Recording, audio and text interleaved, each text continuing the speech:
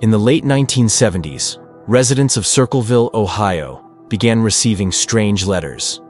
They were anonymous, handwritten, and terrifyingly specific.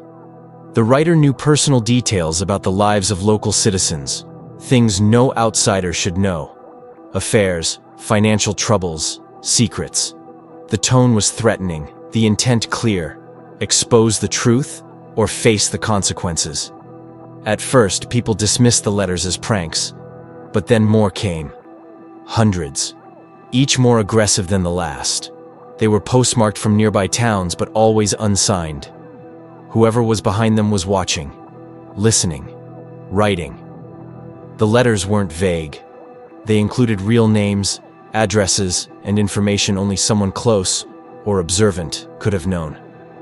The language was plain, but laced with anger.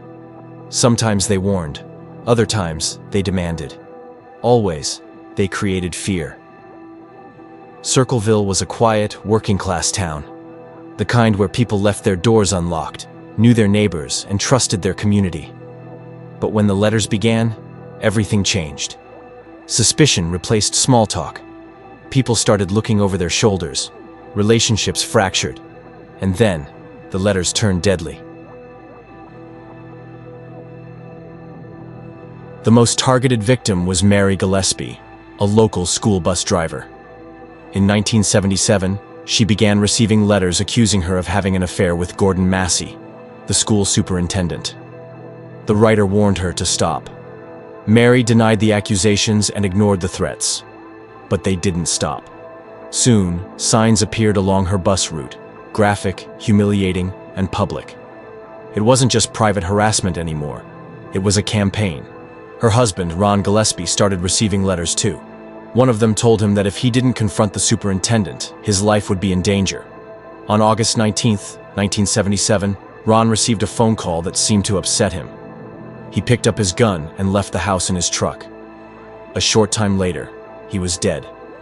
His vehicle had crashed into a tree. The gun had been fired once, but the bullet was never found. The sheriff ruled it an accident, possibly due to intoxication. But Ron's family didn't believe it.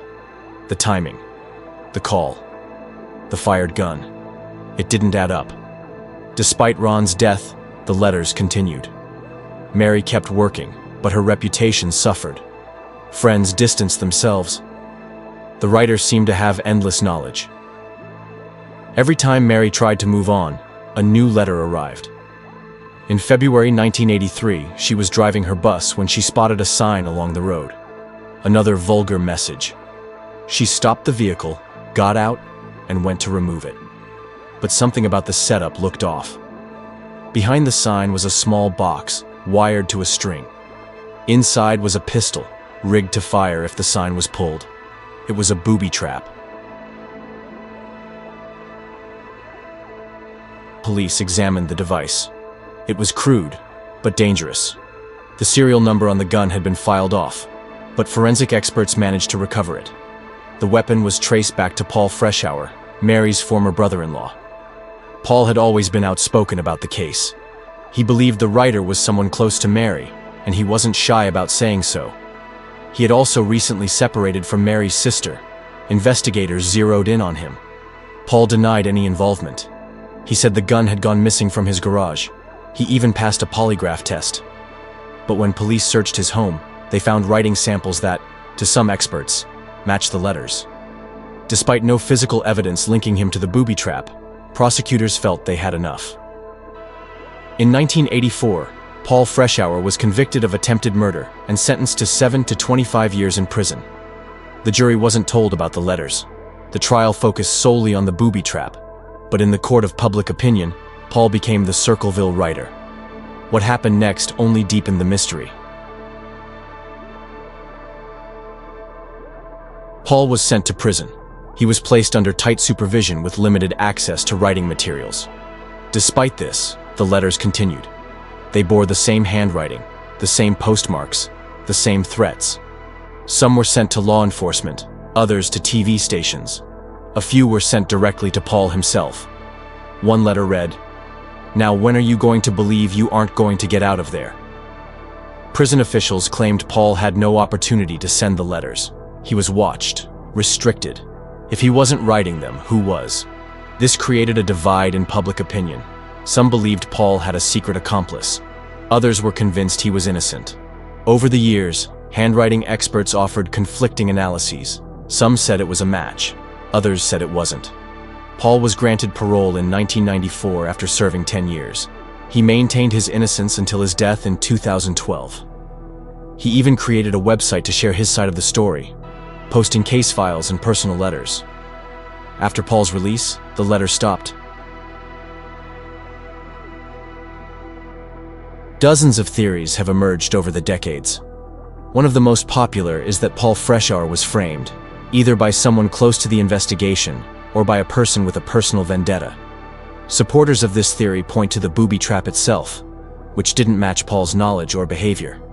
Others believe the writer was a local who used their position, perhaps as a postal worker or school employee, to gain access to information. Some letters referenced events that hadn't been made public. Whoever wrote them knew things only insiders would know. There are even wilder theories: a secret group, multiple writers, or a cover-up involving local officials. The idea that more than one person was involved gained traction after several letters were sent while Paul was incarcerated. In 1993, the TV show Unsolved Mysteries aired a segment about the Circleville Letters. Afterward, new tips came in. Some were credible, most weren't, but the exposure kept the story alive. Even then, the writer taunted the show's producers with another letter: "Forget Circleville, Ohio. If you come to Ohio, you El Sickos will pay." Some have suggested revisiting the case with modern technology.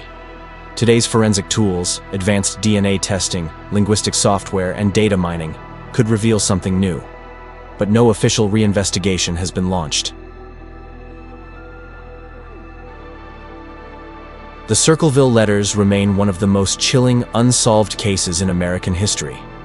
It's a story about fear, control, and the power of anonymous words.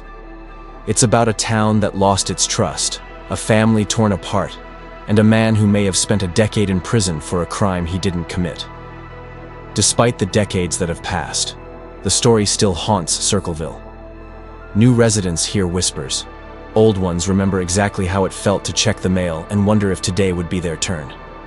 The case is now a staple in true crime forums, podcasts, and documentaries.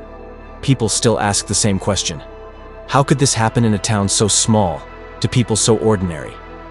There was no signature, no identity, no confession, only fear. The Circleville writer weaponized the most ordinary form of communication, the letter, and turned it into something deadly. It was a slow psychological war, one envelope at a time. Today, some of the original letters are still locked away in evidence. Some have been lost. Others may be hidden in boxes in attics, passed down or forgotten. But the questions remain. Who wrote the Circleville Letters? And why did they stop?